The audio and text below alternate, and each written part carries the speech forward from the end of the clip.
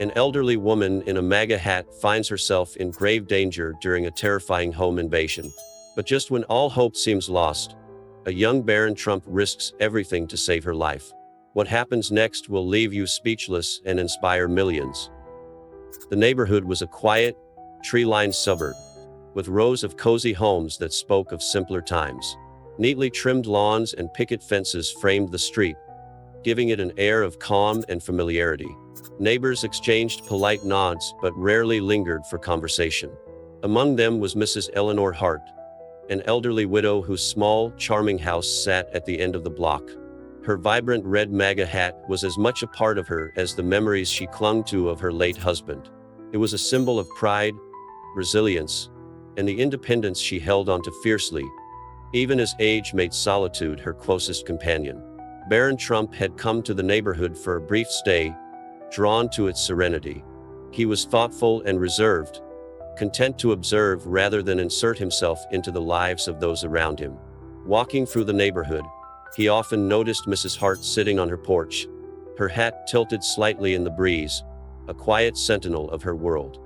Though their interactions were brief, a nod here, a polite greeting there, Barron sensed an unspoken strength in her, though it was wrapped in the fragility of her years.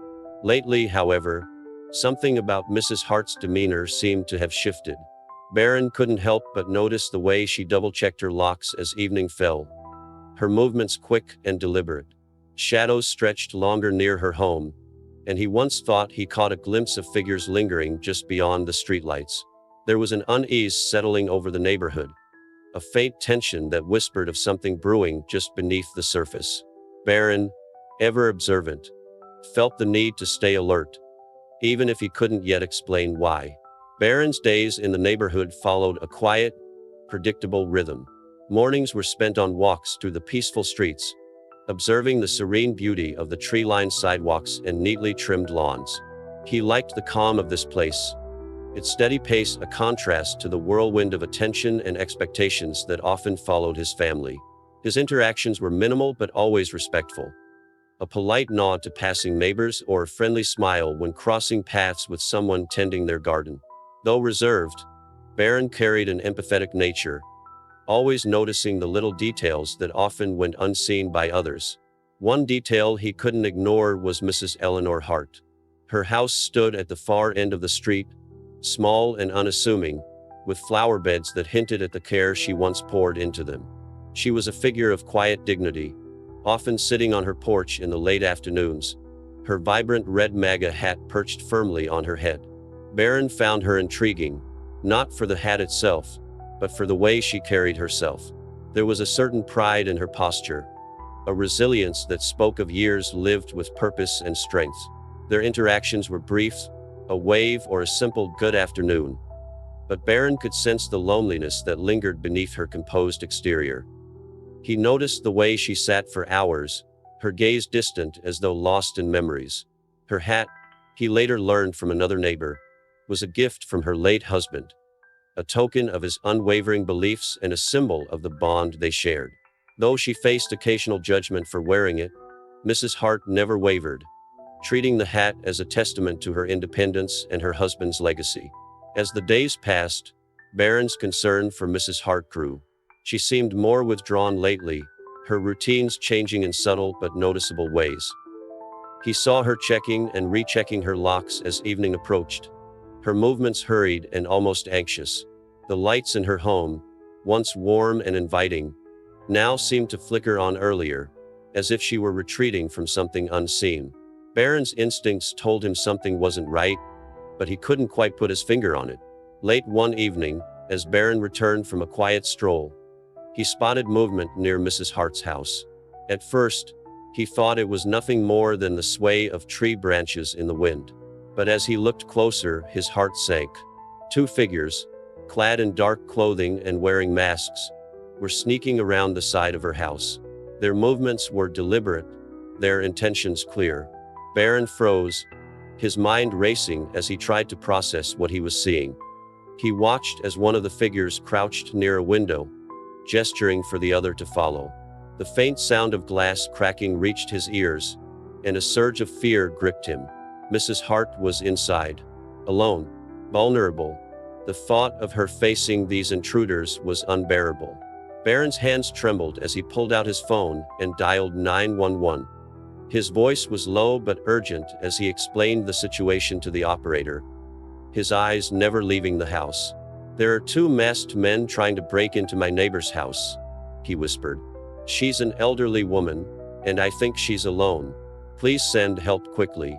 The operator's voice was calm, asking for details and assuring him that officers were on their way. But as Barron stood there, helplessly watching, the intruders forced their way through the back door, disappearing inside. His stomach churned with dread. Waiting for the police felt like an eternity, and every second that passed only heightened his fear for Mrs. Hart. He stayed on the line with the operator, describing what he could see, but a gnawing sense of responsibility began to weigh on him. He couldn't just stand there watching from a distance. What if the intruders hurt her before help arrives? What if there was something he could do to protect her? The thought of inaction was unbearable. Taking a deep breath, Barron steeled himself. He knew the risks, but his conscience wouldn't let him turn away. Keeping the phone in his hand, he moved closer to the house, staying in the shadows to avoid being seen. The faint glow of a lamp inside illuminated the figures as they moved through the living room, their voices muffled but harsh.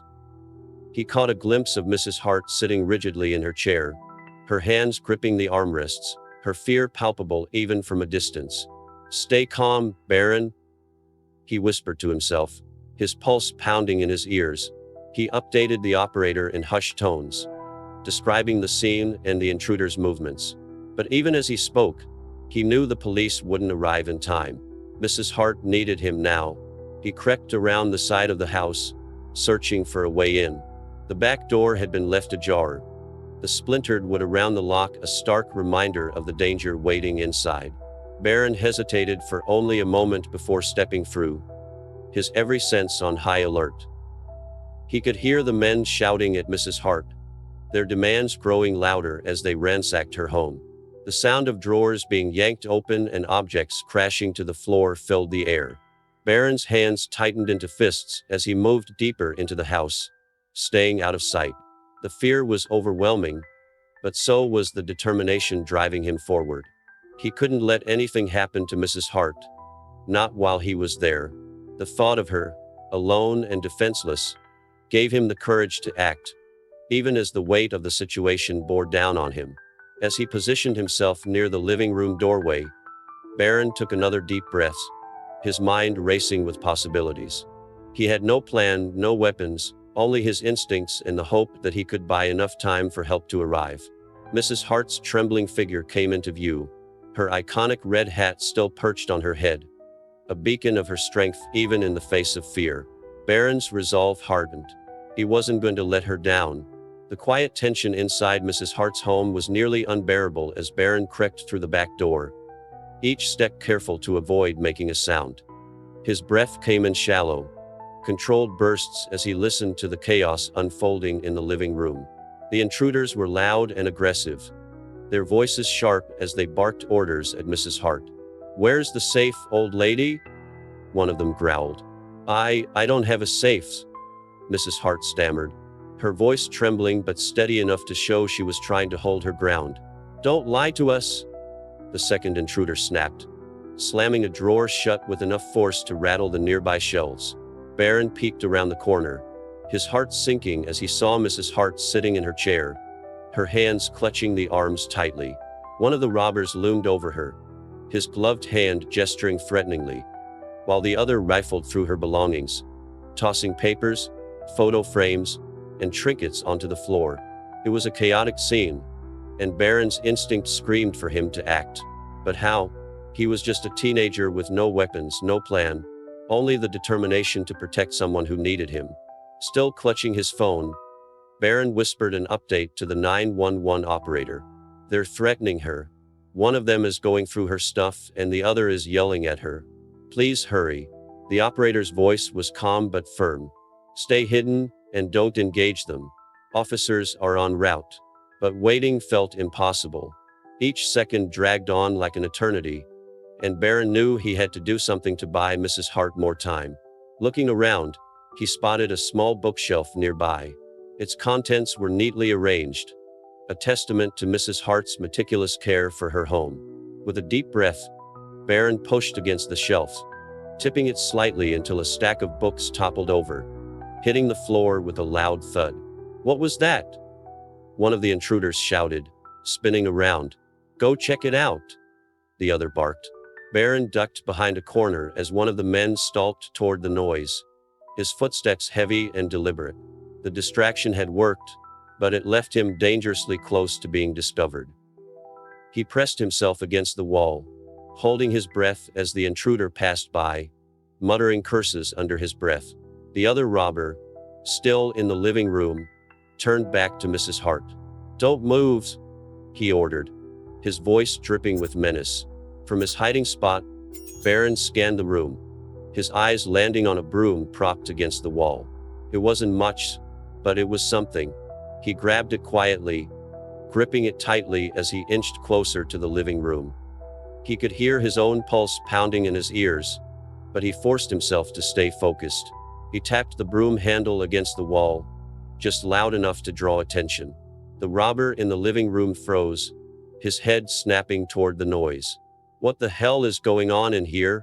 "It's probably nothing," the other called back from the hallway, but his tone betrayed his unease. The momentary distraction gave Mrs. Hart a sliver of an opportunity. She glanced toward Barron's hiding spot, her eyes widening slightly when she saw him.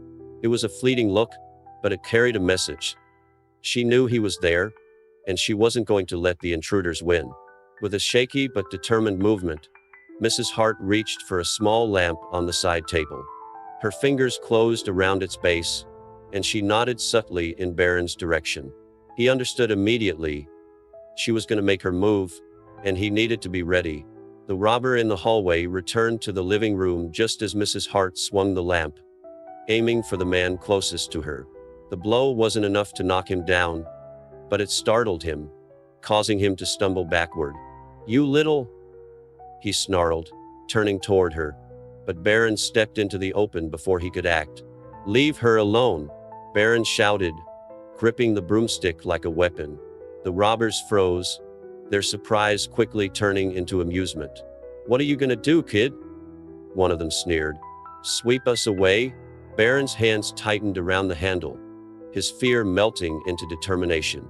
"The police are almost here," he said, his voice steady despite the pounding in his chest.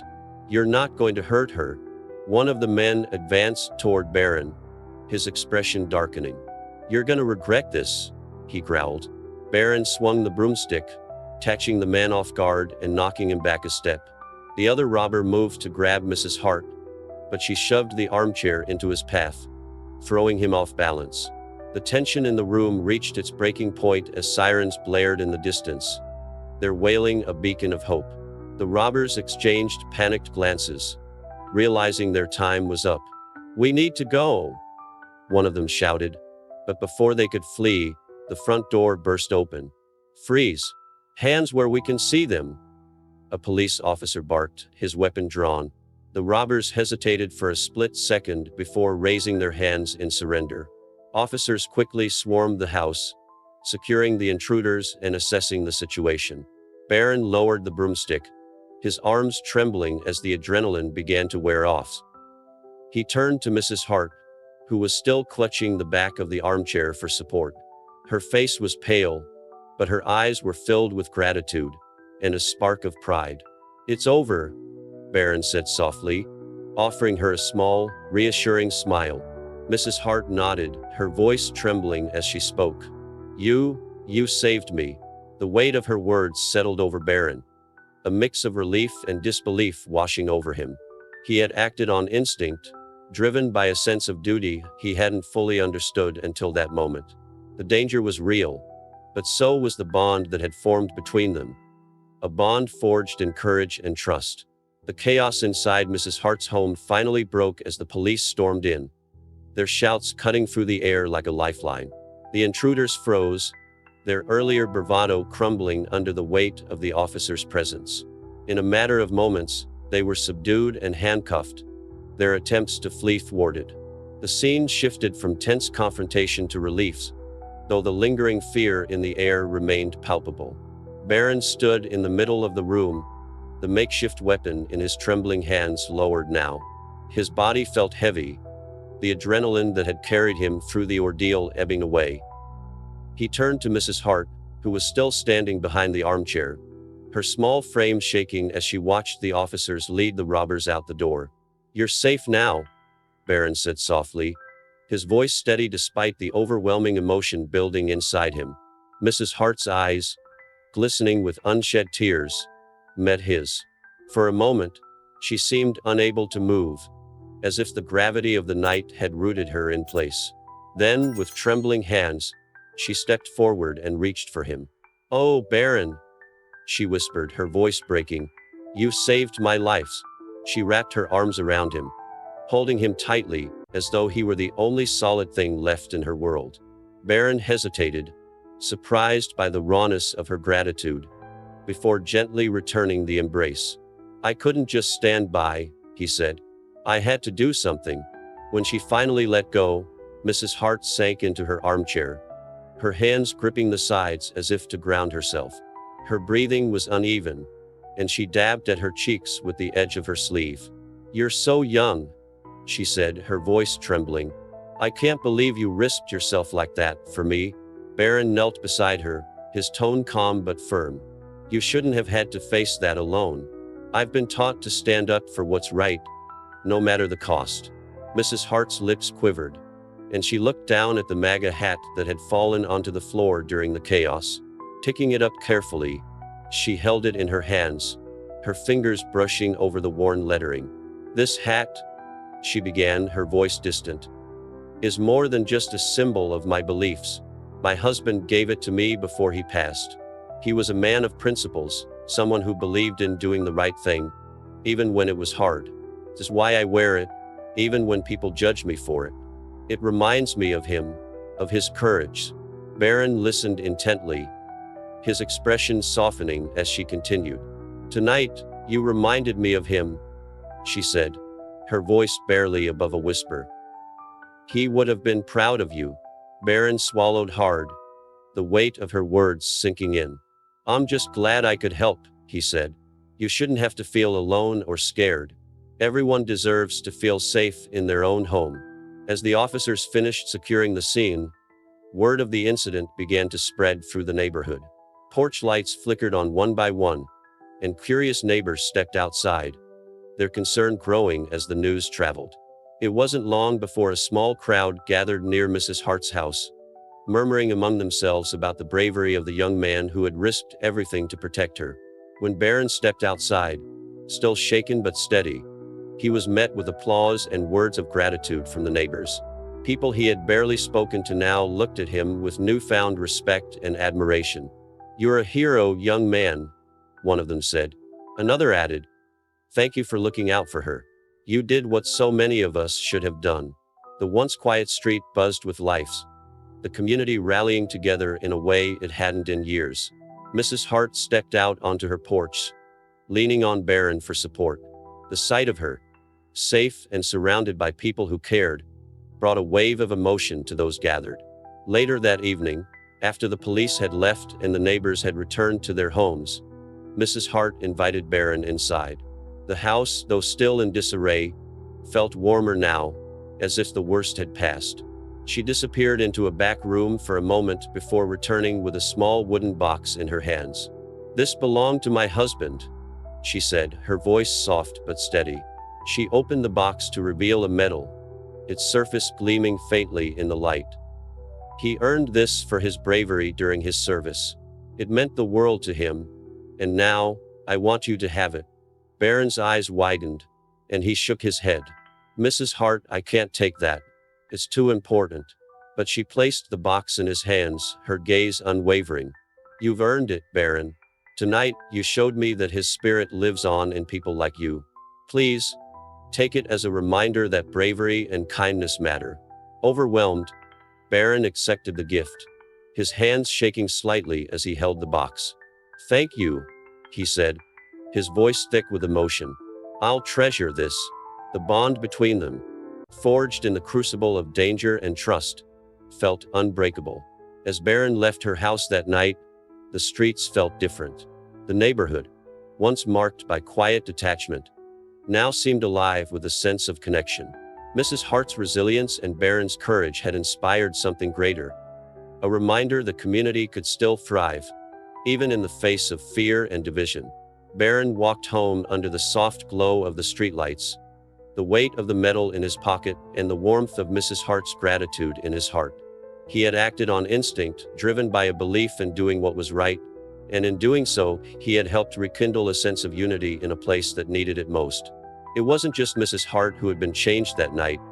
It was everyone who heard her story and saw what courage could accomplish.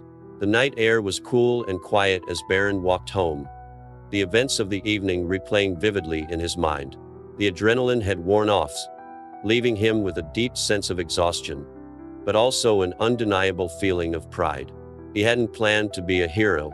In fact, when he first saw the masked figures sneaking into Mrs. Hart's home, he'd been terrified. But something inside him had compelled him to act, to protect someone who couldn't protect herself. It hadn't been about recognition or proving anything. It had simply been the right thing to do. As he strolled along the dimly lit sidewalk, Barron thought about the risks he'd taken. He could have been hurt or worse, but the alternative, doing nothing, had felt unbearable. He remembered Mrs. Hart's trembling hands and the relief in her eyes when the police arrived. That moment made every fear and doubt worthwhile. Barron wasn't one to seek attention, but tonight he felt humbled by the impact of his actions. A small, brave decision had made a world of difference, not just for Mrs. Hart, but for the entire neighborhood. When he reached his house, Barron paused at the gate, looking back down the street. The faint glow of Mrs. Hart's porch light was still visible, a symbol of her resilience and the safety she now felt. He thought about the bond they had formed, one built in the most unexpected of circumstances. He didn't just see her as a neighbor anymore. She was family. The small wooden box she had given him, with its treasured metal inside, felt like more than a gift. It was a reminder of the values she and her late husband had cherished: courage, kindness, and standing up for what's right. In the days that followed, the changes in Mrs. Hart were undeniable. Once reclusive and guarded, she began stepping out of her shell. Neighbors who had only seen her from a distance now found her smiling and engaging in conversation. She often waved to passers-by, her iconic red MAGA hat perched proudly on her head. Her connection with Barron grew deeper, too. She invited him over for dinners, sharing stories of her life and her husband's service, weaving memories of a world Barron found both fascinating and inspiring.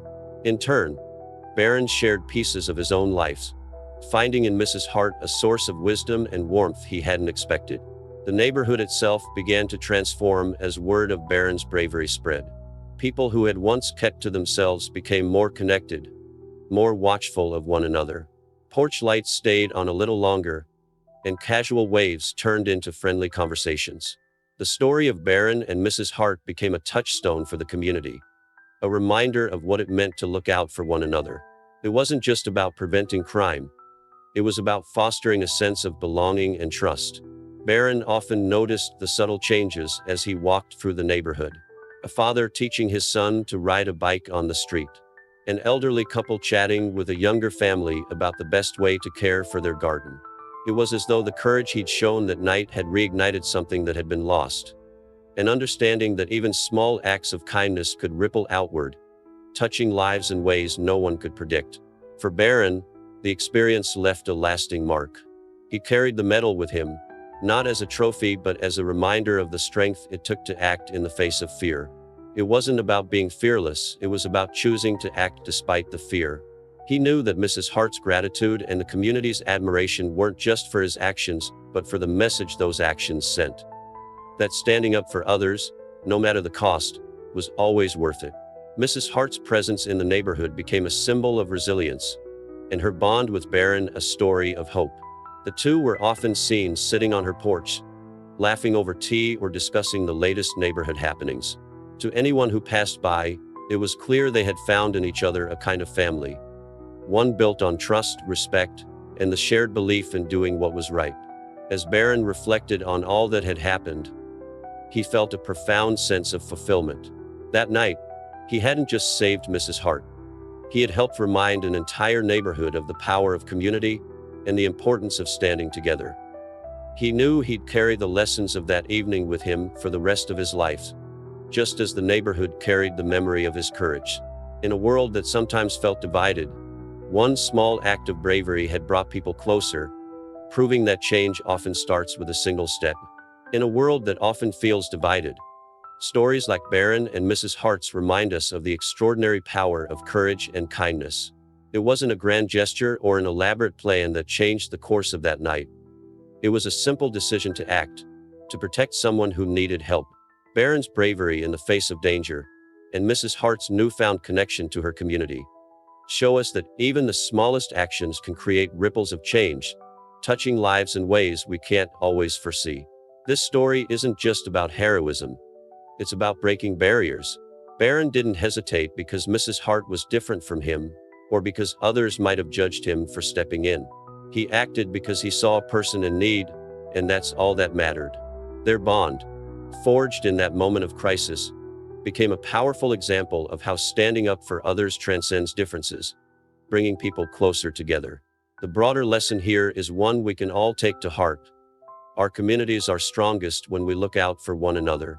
It's easy to retreat into our own worlds, but stories like this remind us of the importance of stepping out, of choosing connection over isolation and action over indifference. Whether it's a small act of kindness or a moment of bravery, we each have the power to make someone's life better, and in doing so, strengthen the bonds that hold us together. If this story inspired you, take a moment to reflect on your own acts of courage and kindness. Share this story with friends and family, and let it spark conversations about how we can all do more to support those around us. Leave a comment about a time when you made a difference, or when someone's kindness changed your life. And don't forget to like and subscribe to help spread messages of hope and humanity. Together, we can create a world where compassion and bravery aren't the exception. They're the rule. Let's make that world a reality, one small action at a time.